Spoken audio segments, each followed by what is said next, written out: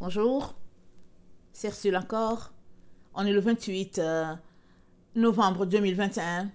Alors, je viens sonner la trompette ce matin encore et je viens proclamer le retour de notre Seigneur Jésus-Christ. Soyez bénis et bénis et bénis. Amen. Alors, je viens parler de la clé de David à notre portée. Alors, dans la vidéo de tout à l'heure, j'ai un peu évoqué la clé de David et nous avons lu, amen, le Dalet, le psaume 119, le verset 25 à 32. Le Dalet, c'est la 4e lettre de l'alphabet hébraïque, amen, et c'est le mot porte. Et Jésus-Christ nous a dit qu'il est la porte, amen. Donc, dans la porte, on a la clé aussi. La clé, on a besoin d'une clé pour ouvrir une porte. Et Jésus-Christ nous dit, amen, dans Apocalypse 3, le verset 7, qu'il a la clé de David, qu'il possède la clé de David. Lui, il l'a. Et dans le verset qui suit, le verset 8, dans Apocalypse 3, il nous dit qu'il a laissé devant nous une porte ouverte. Amen. Et qu'il nous donne ceux de la synagogue de Satan, qui se prétendent juifs, mais qui ne le sont pas. Alors, si on ramène ça à notre temps, il est en train de nous dire qu'il nous donne tous ceux-là qui disent qu'ils sont enfants de Dieu, mais dans le fond, qu'ils ne le sont pas. Et il nous montre clairement que la porte étant ouverte, amen, c'est pour qu'on puisse faire entrer les gens. On est dans les temps de la fin. Et il nous dit qu'il nous a donné la clé de David. Elle est à notre portée, cette clé de David-là, pour qu'on puisse faire entrer les gens.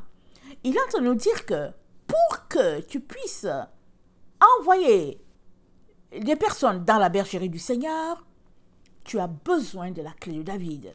Jésus-Christ l'a eu. Et il a donné aussi la clé à Simon-Pierre. Et si nous voyons la vie de ces apôtres-là, nous voyons qu'ils ont tous fonctionné sur la base de la clé de David. Alors, on a lu le Dalet. Qu'est-ce que ça veut dire? Amen. Et il y a plusieurs passages qui montrent la porte. Amen. Jésus-Christ la porte, qui font allusion à Jésus-Christ la porte. Déjà, Judas, ça veut dire porte. Amen. Et Jésus est venu par Judas, donc il est vraiment le pont entre Dieu et puis nous.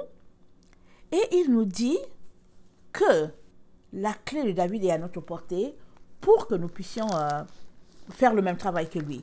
Alors, c'est évident que pour pouvoir bénéficier de la clé de David, c'est évident qu'on devrait, amen, s'accrocher, amen, à celui-là même qui est la porte, qui est Jésus-Christ.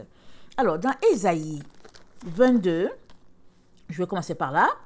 Ésaïe 22, le verset 22, nous avons ceci. C'est dit, « Je mettrai sur son épaule la clé de la maison de David. Quand il ouvrira, nul ne fermera. Et quand il fermera, nul n'ouvrira. » Amen. Ça, c'est parlant de notre Seigneur Jésus-Christ. Et regardons Ésaïe 9, le verset 5. Ésaïe 9, le verset 5, c'est dit ceci de notre Seigneur Jésus. C'est dit,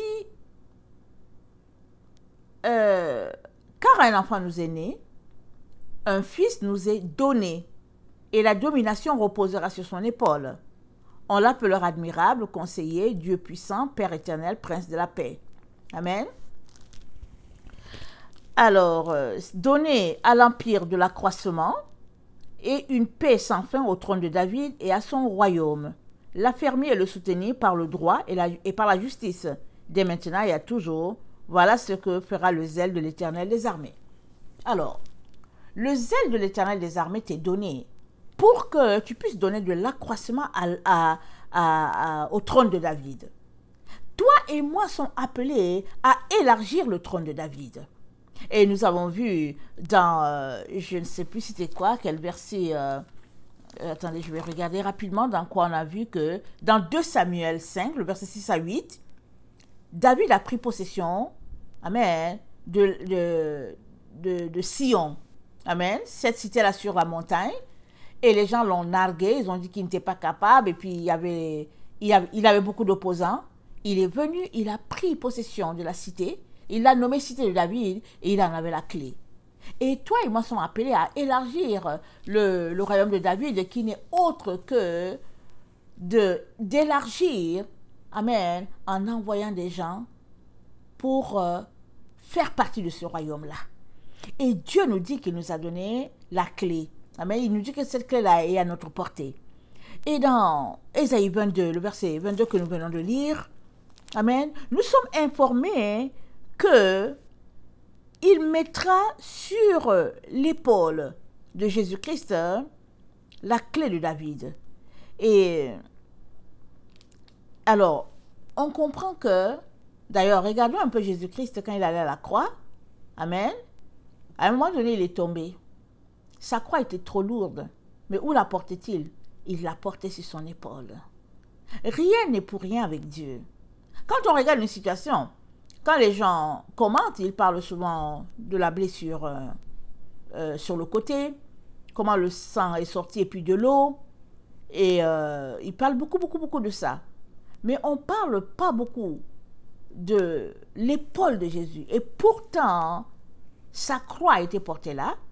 Et il fallait qu'il porte cette croix-là jusqu'à y être cloué, parce que la responsabilité reposait là. Pour que Jésus-Christ puisse occuper cette place-là, amen, il a fallu qu'il porte sa croix là sur son épaule. Alors on comprend que Dieu dise dans Ésaïe 22, le verset 22, « Je mettrai sur son épaule la clé de la maison de David. Quand il ouvrira, nul ne fermera. Quand il fermera, nul n'ouvrira. » Alors maintenant pour toi et moi, c'est ouvert, amen, pour que nous puissions entrer, amen, et par la grâce de Dieu, faire aussi entrer les autres. Mais assurons-nous d'abord d'être entrés. Sinon, comment est-ce qu'on va faire entrer les autres?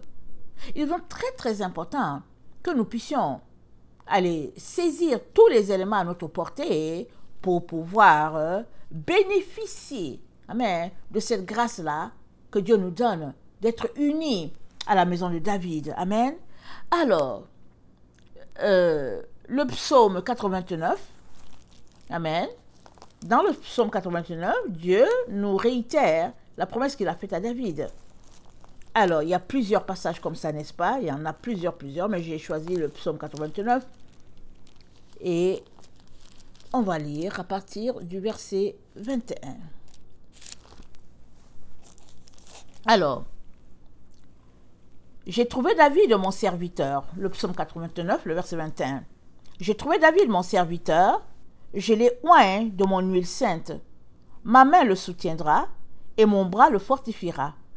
L'ennemi ne le surprendra pas et le méchant ne l'opprimera point. J'écraserai devant lui ses adversaires et je frapperai ceux qui le haïssent. Ma fidélité et ma bonté seront avec lui. Et sa force s'élèvera par mon nom. Je mettrai sa main sur la mer et sa droite sur les fleuves. Lui, il m'invoquera, tu es mon Père, mon Dieu, et le rocher de mon salut. Et moi, je ferai de lui le premier-né, le plus élevé des rois de la terre. Je lui conserverai toujours ma bonté, et mon alliance lui sera fidèle. Je rendrai sa postérité éternelle, et son trône comme le jour des cieux.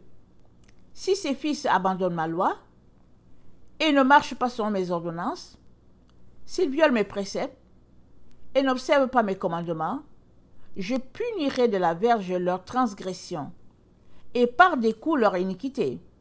Mais je ne lui retirerai point ma bonté, et je ne trahirai pas ma fidélité. Je ne violerai point mon alliance, et je ne changerai pas ce qui est sorti de mes lèvres. J'ai juré une fois par ma sainteté, mentirai-je à David? Sa postérité subsistera toujours, son trône sera devant moi comme le soleil, comme la lune il aura une éternelle durée. Le témoin qui est dans le ciel est fidèle. Amen. Alors Dieu a promis à David, et il dit que ce sera une portée éternelle. Et le même Dieu nous dit que le Messie viendra par Judas. Regardons la prophétie de Jacob à ses enfants. Amen. Dans Genèse 49. Dans Genèse 49.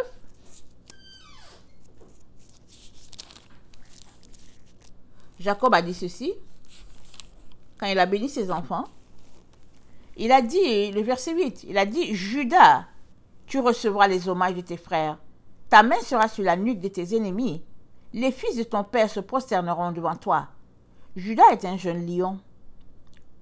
Tu reviens du carnage, mon fils. Il ploie les genoux, il se couche comme un lion, comme une lionne qui le fera lever. Le sceptre ne s'éloignera point de Judas, ni le bâton souverain d'entre ses pieds, jusqu'à ce que vienne le Shiloh, et que le peuple lui obéisse. Il attache à la vigne son âne, et au meilleur cep le petit de son ânesse. Il lave dans le vin son vêtement, et dans le sang des raisins son manteau. Il a les yeux rouges de vin, et les dents blanches de lait. Amen, ça c'est Judas. Alors, c'est sorti de la bouche de Jacob, il a été rempli de l'Esprit Saint, et il a béni ses enfants. Et dans Judas, il y a le mot Dalet. Amen. Dans Judas, Judas, ça veut dire Dalet. Alors Judas, donc, c'est la porte pour ses frères. Et Dieu, donc, est en train de nous dire que quand on dit Judas, on entend Jésus, n'est-ce pas? Jésus est venu par la tribu de Judas. Il était de la tribu de Judas par Marie, sa mère physique, et puis aussi par Joseph, son père adoptif. Joseph était aussi de Judas. Donc Jésus-Christ est venu par Judas. Il a été élevé par les gens de la maison de Judas. Amen. Et Dieu nous dit qu'il a donné, amen, la domination, il a donné la clé de David, amen, à ses enfants.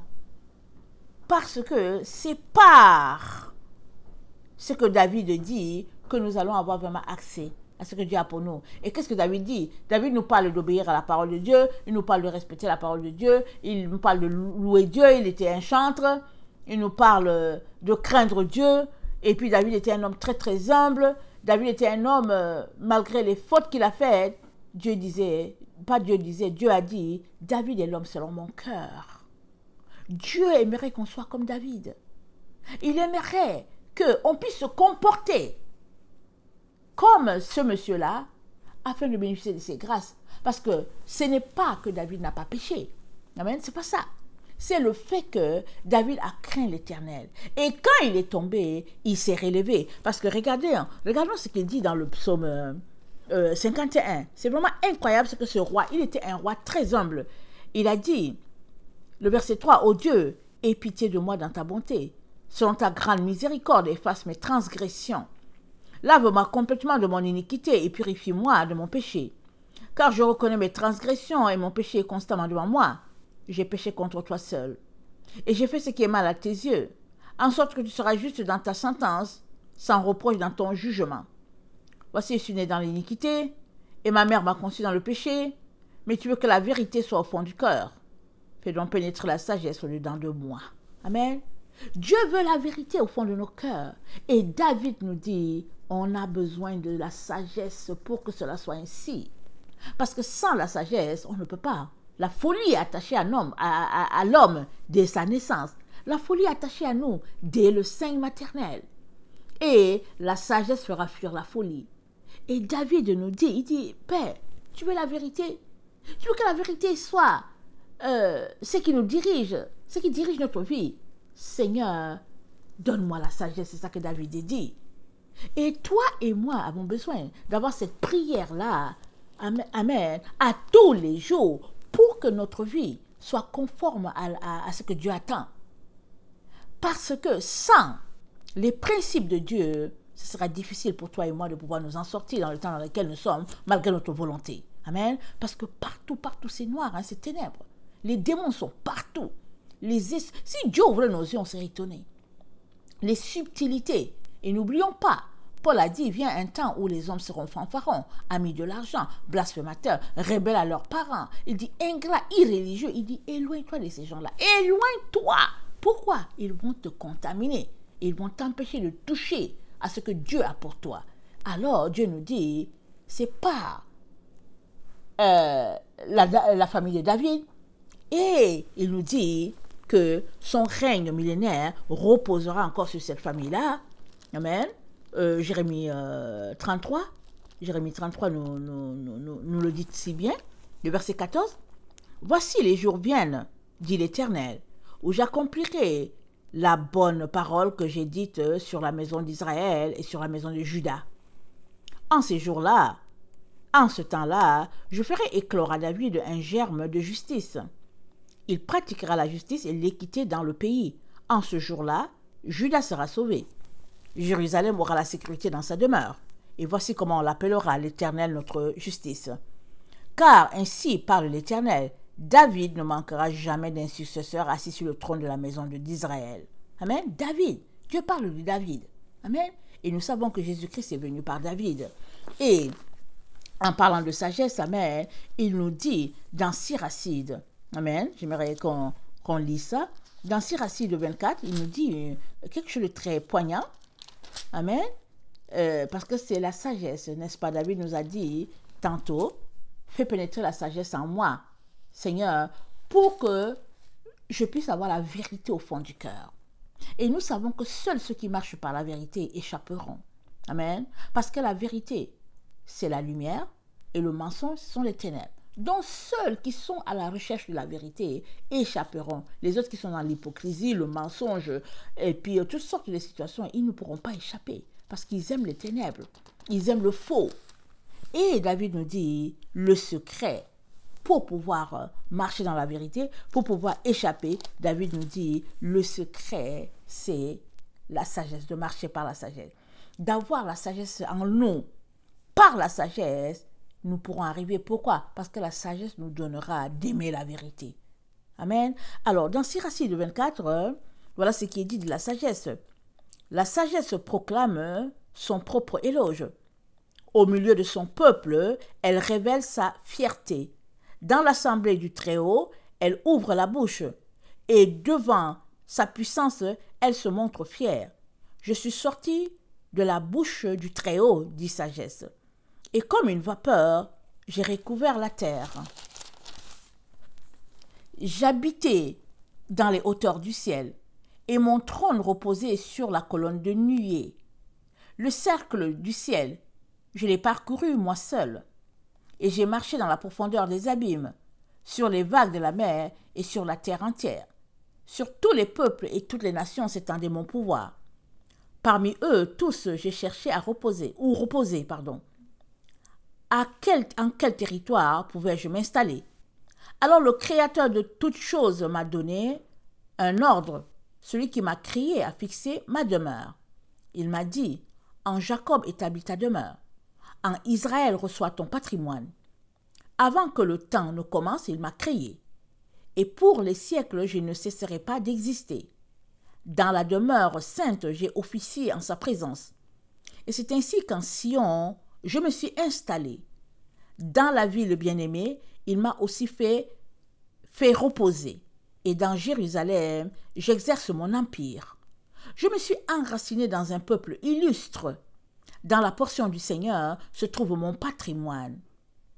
Amen. Dans la portion du Seigneur se trouve mon patrimoine. Sagesse dit que son patrimoine, c'est dans ce peuple illustre-là, qui est en Israël. Amen. Et c'est dans Sion, dans Jérusalem, qu'elle a établi son trône. Et tout ça, ça renvoie toujours à la montagne de Sion, à cette cité-là céleste. Et cette cité céleste-là n'est autre que la nouvelle Jérusalem. Alors, il y a un principe de vie pour finir par habiter la nouvelle Jérusalem, cette cité-là qui descend du ciel, Apocalypse 21. Je ne vais pas lire, je vous encourage à le lire. Mais je suis ici là pour nous dire que nous devons renoncer à la voie de la folie. Parce que la voie de la folie est attachée au principe de vie de ce monde.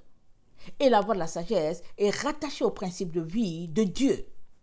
Si nous voulons être vainqueurs, et Jésus-Christ a dit, seul le vainqueur sera revêtu de robe blanche, seul le vainqueur aura sa couronne. Alors, si nous voulons être des vainqueurs, il est très très important que nous puissions nous accrocher, amen, à la sagesse divine. Parce que la sagesse nous conduira au trône divin. Et je finirai par lire un peu sagesse dans Proverbe 8 et pour que nous saisissions quelle place Dieu, combien Dieu se délecte de toutes ces personnes-là qui choisissent la sagesse pour compagne. C'est dit, la sagesse ne crie-t-elle pas, l'intelligence n'élève-t-elle pas sa voix? C'est au sommet des hauteurs, près de la route. C'est à la croisée des chemins qu'elle se place. À côté des portes, à l'entrée de la ville, à l'intérieur des portes, elle fait entendre ses cris. Homme, c'est à vous que je crie, et ma voix s'adresse au Fils de l'homme. Stupide, apprenez le discernement. Insensé, apprenez l'intelligence. Écoutez, car j'ai de grandes choses à dire, et mes lèvres s'ouvrent pour enseigner ce qui est droit. Car ma bouche proclame la vérité, et mes lèvres ont en horreur le mensonge. Toutes les paroles de ma bouche sont justes, elles n'ont rien de faux ni de détourné. Toutes sont claires pour ceux qui est intelligent, et droites pour ceux qui ont trouvé la science. Préférez mes instructions à l'argent, et la science à l'or le plus précieux. Car la sagesse vaut mieux que les perles, elle a plus de valeur que les objets de prix. Je vais m'arrêter là. Alors, la sagesse et l'intelligence te disent qu'elle est à la croisée des chemins. Là où tu te poses des questions, la sagesse est là. Elle dit, elle est à l'intérieur des portes. Et elle dit, là au sommet des hauteurs. C'est-à-dire que partout où tu te poses des questions, sagesse dit qu'elle est là pour te répondre. Mais maintenant, il faut que tu veuilles. Amen. Que sagesse te réponde. Il faudrait que tu le veuilles. Si tu ne veux pas de sagesse, ben ne t'inquiète pas, la folie se présente toujours en premier. Et la sagesse, on la cherche, comme on cherche l'or, comme on cherche l'argent, c'est ça qui est dit. Et ça, il faudrait que tu le veuilles effectivement et que tu déploies ton énergie et que tu dégages du temps pour rechercher la sagesse. Et elle viendra, elle s'accrochera à toi et elle t'aidera d'arriver, amen, à cette cité-là. Amen. Le mont Sion, là où demeure notre Dieu, parce que c'est dit qu'il montera à la montagne de l'Éternel, celui-là qui a les mains pures. Amen.